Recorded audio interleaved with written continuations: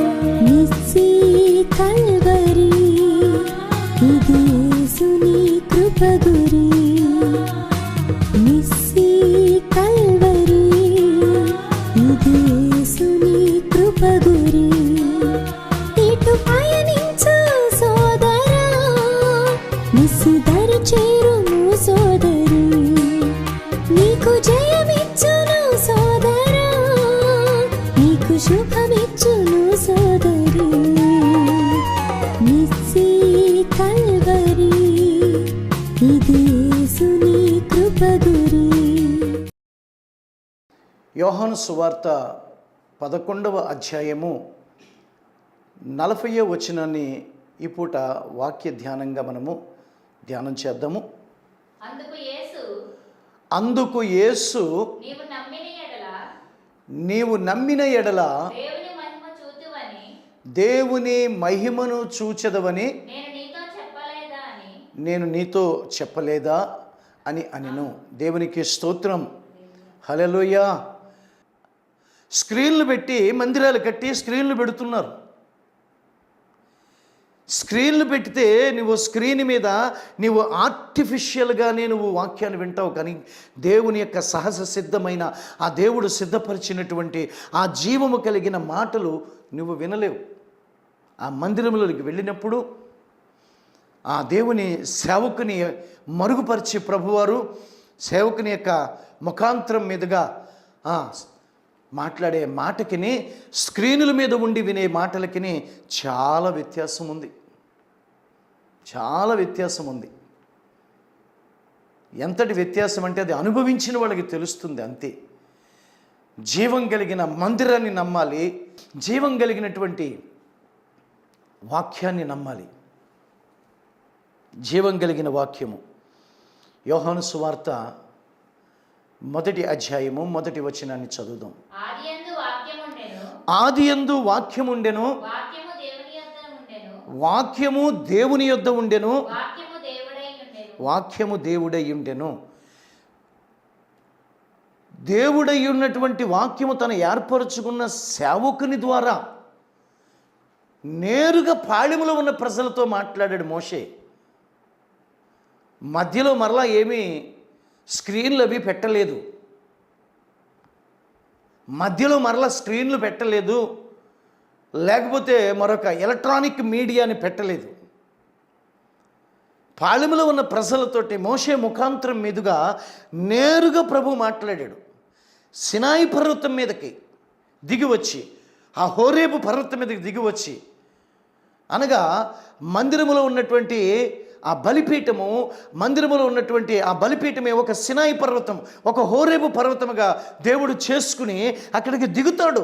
దేవుడు దిగి వస్తాడు సేవకుల్లోనికి. సేవకుని ముఖాంతరం మీదుగా వచ్చే వాక్యములో శక్తి ఉంటుంది. అది అనుభవించిన వాళ్ళకి తెలుస్తుంది. దేవుని ముఖాంతరం మీదుగా, ఆ సేవకుని ముఖాంతరం మీదుగా దేవుని దగ్గర నుంచి, ఆ పరలోకం నుంచి పంపిన వాక్కుకిని స్క్రీన్ల మీద వినే వాక్యాలకి చాలా తేడా ఉంటుంది. ఆర్టిఫిషియాలిటీని అనుభవిస్తావు నీవు. సహజ సిద్ధమైన దేవుని యొక్క ప్రసన్నతని, ఆ దేవుని ప్రసన్నతను నువ్వు అనుభవించలేవు. ఆ వాక్యపు ప్రసన్నతను నువ్వు అనుభవించలేవు. స్క్రీన్ మీద వాక్యము you feel like A artificial. నా ప్రియమైనటువంటి దేవుని బిడ్డలారా, వాటి ద్వారా ఏ రకమైన ఆశీర్వాదం కలగదు, ఏ రకమైన దీవెన కలగదు. ప్రియ దేవుని బిడ్డలారా, యోహాను సువార్తలో 11వ అధ్యాయములో 41 నుంచి 44 వచనం వరకు మనం చదువుదాం. అంతట వారు ఆ రాయిని తీసివేసిరి, ఆ, నీవు నా మనవి వినినందున ఆ, నీకు కృతజ్ఞతాస్తుతులు చెల్లించుచున్నాను. చెల్లించుచున్నాను. నీవు ఎల్లప్పుడూ ఆ, నా మనవి వినుచున్నావని నేను ఎరుగుదును గాని నా మనవి వినుచున్నావని నేను ఎరుగుదును కానీ నీవు నన్ను పంపితవని ఆ, చుట్టూ నిలిచిన ఈ ఈ చుట్టూ నిల్చున్న జనసమూహమును నమ్మునట్లుగా వారి నిమిత్తమై ఈ మాట చెప్పి తినని ఈ మాట చెప్పి తిన నేను. ఆయన అలాగూ చెప్పి లాజరు లాజరు బయటికి రమ్మని బిగ్గరగా చెప్పగా చనిపోయిన వాడు ఆ, కాళ్ళు చేతులు ఆ, ప్రేత వస్త్రములతో కట్టబడిన వాడే ఆ, వెలుపలికి వచ్చెను. దేవునికి స్తోత్రం కలుగును గాక. సేవకుని ముఖాంతరం మీద నుంచి ఈ వాక్కు వెడలి మందిరములో కూర్చున్న వారి మీద దగ్గరికి వెళ్ళినప్పుడు జరిగే అద్భుతమైనటువంటి శక్తివంతమైనటువంటి దేవుని కార్యాలు వివరించలేము. అన్నీ కాదు. ఇక మధ్యలో ఏ ఎలక్ట్రానిక్ మీడియా, ఏ స్క్రీనులు అవసరం లేదు. నా ప్రియమైన సహోదరి సహోదరుడా, ప్రభువారు చెప్పారు, ఆయన జీవ వాక్కు చూసారా, ఆయన నోటి నుంచి ఆ జీవ వాక్కు బయలుదేరింది. ఆ వాక్కులో జీవం ఉంది. బయలుదేరి నేరుగా లాజరు యొక్క శరీరానికి తాకింది. కుళ్ళిపోయినటువంటి 3 రోజులు 4 రోజులు అయింది. అది ఆ కుళ్ళిపోయిన 4వ రోజు 4 రోజులు అయిందని అక్కడ మారుతుంటుంది. వాసన వస్తుంది, చెడు వాసన వస్తుంది, దుర్గంధం వస్తుంది. వద్దొద్దు, ఆ రాయి తెరవద్దు అంటుంది. ప్రభువారు చెప్పారు, రాయిని తెరవండి అని. ఆ అడ్డు రాయి పొరలించబడింది. ప్రభు చెప్పాడు, లాజరు బయటికి రా అన్నాడు. ఆ జీవము కలిగిన ఆ దేవుని నోటిలో నుంచి ఆ జీవ వాక్కు బయలుదేరి వెంటనే లాజరుకి తాకింది. సేవకుని నోటి నుంచి దేవుడు ఒక మాటను విడుదల చేస్తూ ఉంటే అది నీకు తాకాలి. మధ్యలో ఒక స్క్రీన్ అడ్డొస్తే ఎలా తాకుద్ది? మధ్యలో ఒక స్క్రీను, మధ్యలో ఒక ఎలక్ట్రానిక్ మీడియా. నా ప్రియ సహోదరి సహోదరుడా, నేరుగా ఆ వాక్ వచ్చి ఆ సన్నిధిని అనుభవిస్తున్నటువంటి, జీవము కలిగిన దేవుని ఆ మందిరాన్ని అనుభవిస్తున్నటువంటి వారిని తాకుద్ది. తాకినప్పుడు వారు కట్టబడతారు. చెదిరిపోయిన, పడిపోయిన పరిస్థితుల నుంచి తిరిగి కట్టబడతారు. శ్రేష్టముగా కట్టబడతారు. దేవుని కార్యము అక్కడ జరుగుతుంది. దేవునికి స్తోత్రం కలుగునుగాక. నా ప్రియ సహోదరి సహోదరుడా, నీవు వాక్యాన్ని సరిగా అర్థం చేసుకుంటున్నావని నేను విశ్వసిస్తున్నాను. వాక్యాన్ని సరిగా అర్థం చేసుకుంటూ మీ జీవితాలు శ్రేష్టమైన వాటిగా కట్టుకోవాలని ప్రభు పేరట మనవి చేస్తూ ఉన్నాను. దేవునికి స్తోత్రం కలుగును గాక. కీర్తనల గ్రంథము 119వ కీర్తన 50వ వచనాన్ని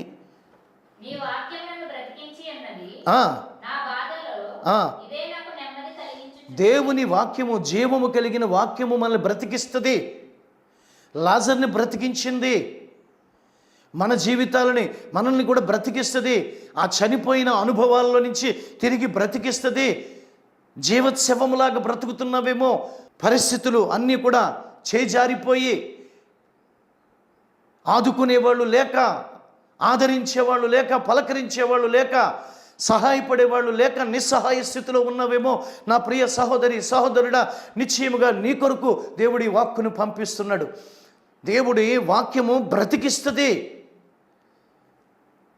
నెమ్మదిని కలగచేస్తుంది. నెమ్మది లేని జీవితాలకి, నెమ్మది లేని కుటుంబాలకి అది నెమ్మదిని కలగచేస్తుంది. కనుక మూడవదిగా జీవము కలిగిన దేవుని వాక్కుని నమ్మాలి. అదే 119వ కీర్తనలో 103వ వచనాన్ని కూడా చదువుదాము. నీ వాక్యములు నా జిహ్వకు ఎంతో మధురములు, తేనె కంటే తీయగాను ఉన్నవి. దేవునికి స్తోత్రం. దేవుని వాక్యాలు ఎంతో మధురం. మనలో ఉన్న బాధ అంతా తొలగిపోతుంది.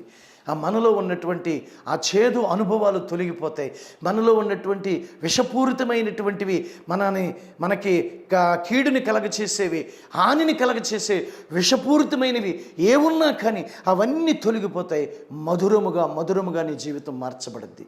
105వ వాక్యాన్ని కూడా చదువుదాము. 119వ కీర్తన 105వ వాక్యము.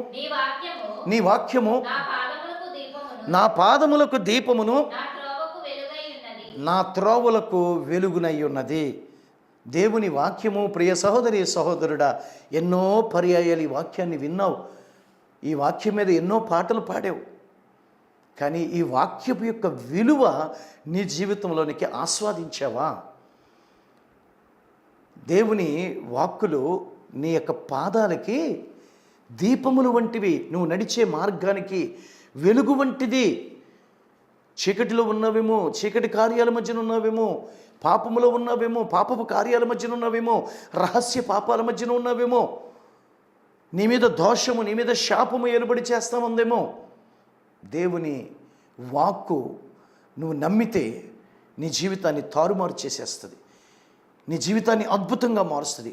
ఒక క్రొత్త జీవితం నీకు వస్తుంది, ఒక క్రొత్త జీవితం జీవించడం ప్రారంభిస్తావు. దేవుని వాక్కుని నమ్మాలి. దేవుని వాక్కులో అంత శక్తి ఉంది. దేవుని వాక్కు పరిశుద్ధమైనది, దేవుని వాక్కు సత్యమైనది. చూసాం కదా, లాజరు బయటికి రా అని ఆ జీవం కలిగిన వాక్కు బయలుదేరి వెళ్ళింది యేసయ్య నోట్లో నుంచి. వెంటనే కుళ్ళిపోయిన శరీరం సహితము కట్టబడింది, కుళ్ళిపోయిన శరీరం సహితము కట్టబడింది. నా ప్రియమైన దేవుని బిడ్డారు, ఇదే మనం పాత నిబంధనలో కూడా మనం చూస్తున్నాము. ఆ ఎముకల లోయలో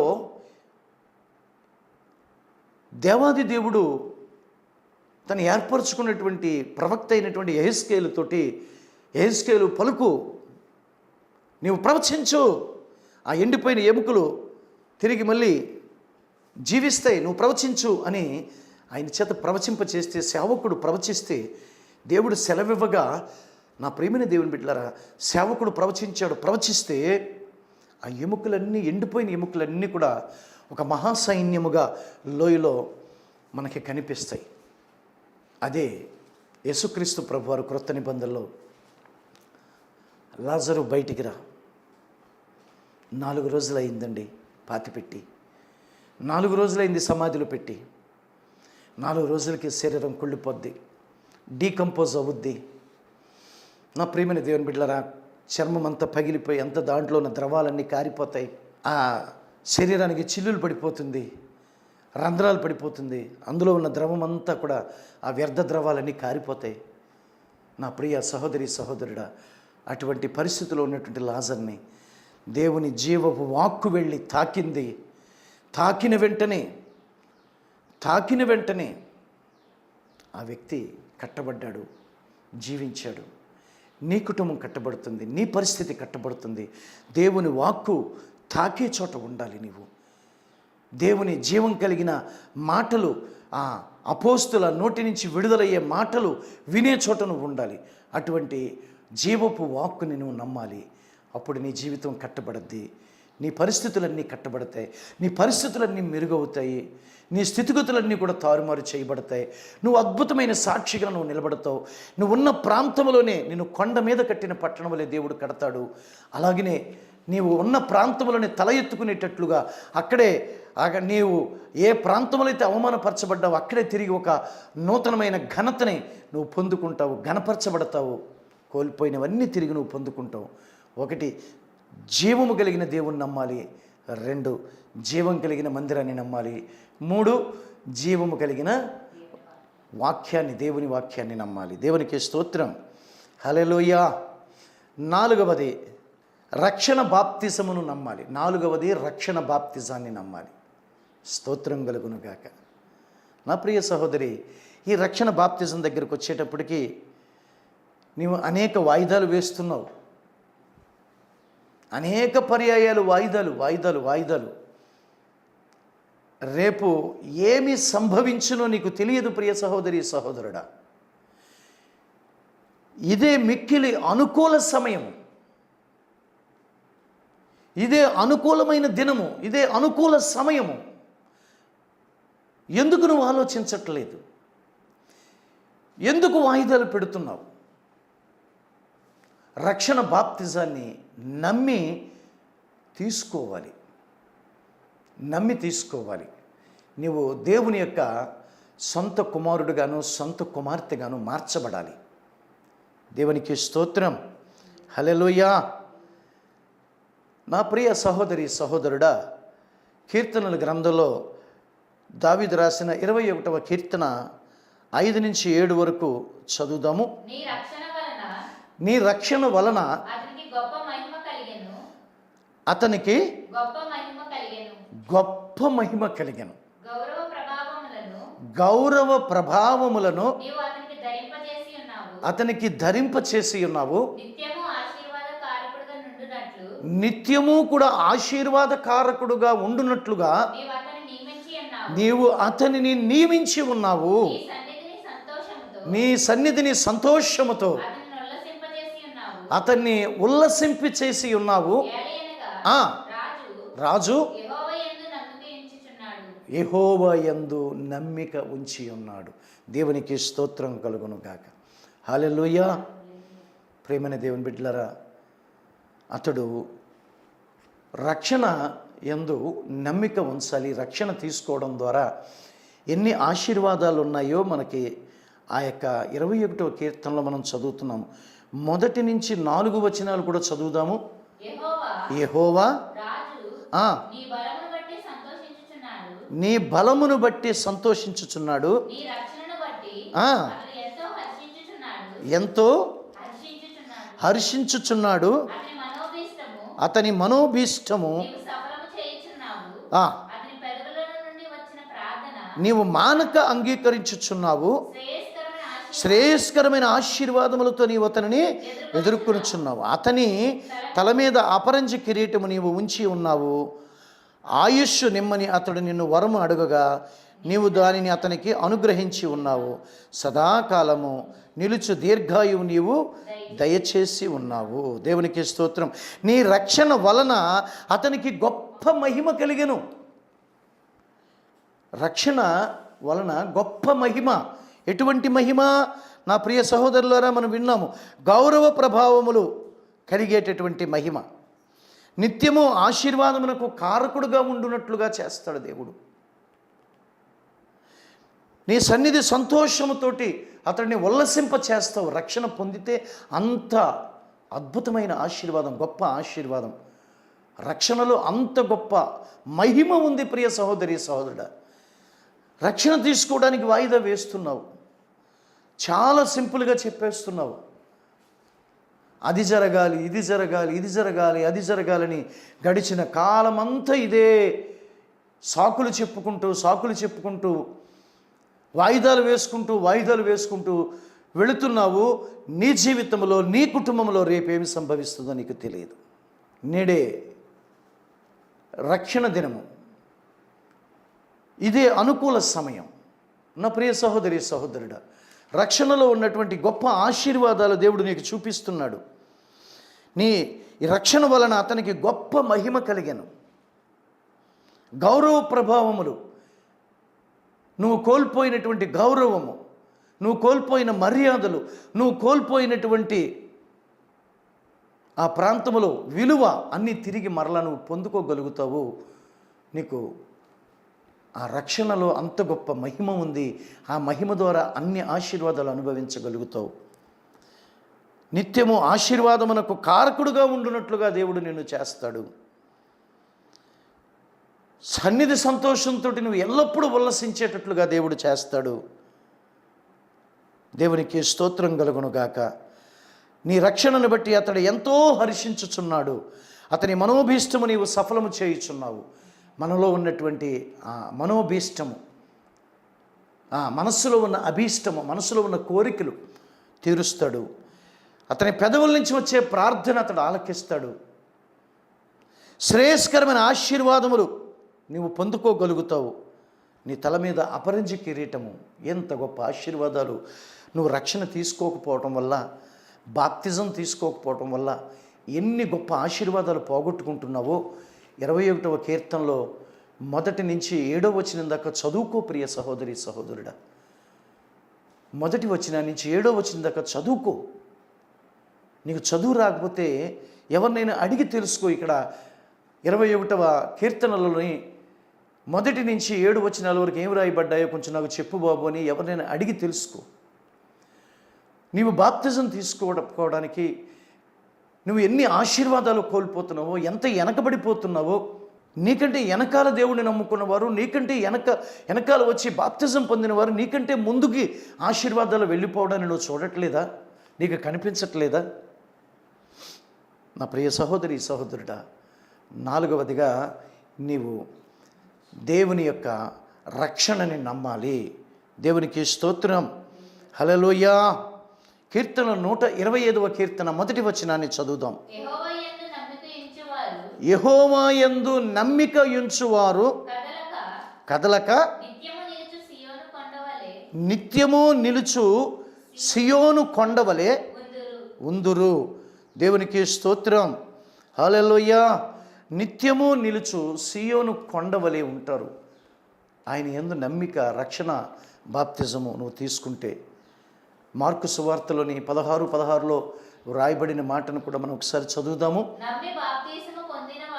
నమ్మి బాప్తిజము, రక్షణ బాప్తిజము పొందిన వారు రక్షించబడతారు.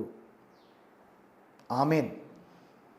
ఇంతకు మించినటువంటి గొప్ప కార్యం ఏముంది ప్రియ సహోదరి? నువ్వు రక్షించబడాలి, నీవు తప్పించబడాలి, దేవుడు నీకు తోడుగా ఉండాలి. కనుక రక్షణ ఉండాలి, ఆ రక్షణ బాప్తిజం ఉండాలి. నా ప్రియమైనటువంటి దేవుని బిడ్డలారా, నమ్మి బాప్తిజం పొందినవారు రక్షించబడతారు.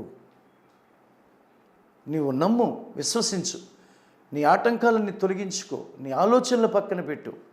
నా ప్రియ సహోదరి సహోదరుడా, ఇంతవరకు వాయిదా వేస్తూ వచ్చావు.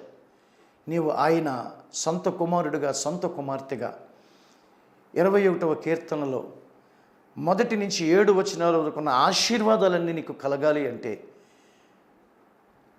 ఆ మార్కు సువార్త 16:16 ప్రకారంగా అన్ని విషయాలలో నీవు రక్షించబడాలి, దేవుని కాపుదల కలగాలి, కాపాడబడుచూ ఉండాలి, ప్రతి విధమైన సమస్యల నుంచి నువ్వు తప్పించబడుతూ ఉండాలి, దేవుడు తోడుగా ఉండాలి అంటే కనుక వెంటనే ఇక ఆలస్యం చేయక నీవు బాప్తిజం, రక్షణ బాప్తిజం పొందాలి. నమ్మి రక్షణ బాప్తిజం పొందితే శ్రేయస్కరమైన ఆశీర్వాదాలంట, గౌరవం, మర్యాద, పరువు, ప్రతిష్టలు అన్నీ కూడా నీకు దేవుడు అధికపరుస్తాడు. నిత్యము ఆశీర్వాదానికి కారకురాలుగా ఉంటావు. నీ తల మీద అపరంజ కిరీటాన్ని పెడతాడు. అటువంటి గొప్ప ఆశీర్వాదాలు అనుభవించడానికి నీవు నమ్మి రక్షణ బాప్తిజం పొందాలని ప్రభు పేరట నేను సవినయంగా నీకు చేతులు జోడించి చెప్తున్నాను. దేవునికి స్తోత్రం కలుగునుగాక. ఆమేన్. 5వది, జీవం కలిగినటువంటి దేవునిని ఎల్లప్పుడూ కలిగి ఉండుట ద్వారా నీ పట్ల సూచక క్రియలు, అద్భుతాలు చేసి తన మహిమను కనపరుస్తాడు. దేవునికి స్తోత్రం. హల్లెలూయా. జీవము గల దేవుని ఎల్లప్పుడూ కలిగి ఉండాలి. 5వ అనుభవము, ఎల్లప్పుడూ కలిగి ఉండాలి. ఆదివారం మందిరానికి వెళ్ళినప్పుడు మాత్రమే కాదు, శుక్రవారం ఉపవాస ప్రార్థనకి వెళ్ళినప్పుడే కాదు, స్త్రీల కూటానికి వెళ్ళినప్పుడే కాదు. నా ప్రియ సహోదరి సహోదరుడా, సోమవారం లగాయితూ శనివారం వరకు కూడా, ఆదివారం నాడు నువ్వు మందిరానికి వస్తావు, నా దేవా నా ప్రభు అని నువ్వు గుండెలు కొట్టుకుంటూ ప్రార్థనలు చేస్తావు, ప్రభుకి నీ గోడంతా చెప్పుకుంటావు, దేవుని సన్నిధిని అనుభవిస్తావు. కానీ సోమవారం నుంచి శనివారం వరకు ఏం చేస్తున్నావు? నా ప్రియ సహోదరి సహోదరుడా, జీవము కలిగిన 5వ అనుభవం చెప్తున్నాను. జీవము గల దేవునిని ఎల్లప్పుడూ కలిగి ఉండుట ద్వారా నీ పట్ల సూచక క్రియలు జరుగుతాయి. ఆమేన్.